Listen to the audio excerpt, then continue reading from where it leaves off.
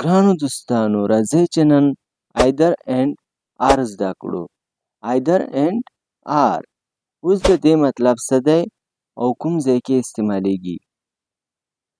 ایدر اینډ آر دا په هغه ځای کې استعمالیږي لکه موږ تاسو چې په پښتو کې خبرې کوو چې یا به زه هلته لاړ شم یا به زه دلته لاړ شم، یا به زه دا وخورم یا به زه هغه وخورم، یا به زه هغه ته ووایم یا به زه تا ته ووایم.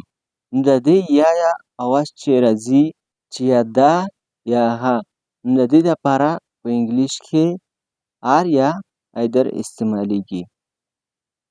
دا ایدر چې کوم دی دا تاسو ایدر هم ویلی شئ او ایدر هم ویلی شئ، هیڅ خبره نشته. راځئ چې اګزامپل پرې وکړو. I will eat either fish or kebab. I will eat either fish or kebab.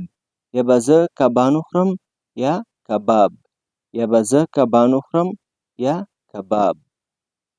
بل اګزامپل ته وګورئ. We will go to either the UK or France. We will go to either the UK or France. یا به موږ UK ته لاړ شو یا فرانس ته، یا به موږ UK ته لاړ شو یا فرانس ته. They will arrive either today or tomorrow. They will arrive either today or tomorrow. یا به هغوی نن راورسیږي یا سبا، یا به هغوی نن راورسیږي یا سبا. Either you or I will go. Either you or I will go. یا ته به ځې یا زه به ځم، یا ته به ځې یا زه به ځم. I will visit either my uncle or aunt. I will visit either my uncle or aunt. یا به مې زه ترو کره لاړ شم یا به مې تره کره لاړ شم. I will inform either you or him.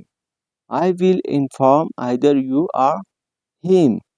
یا به زه تا خبر کړم یا به زه هغه خبر کړم، یا به زه تا خبر کړم یا به زه هغه خبر کړم.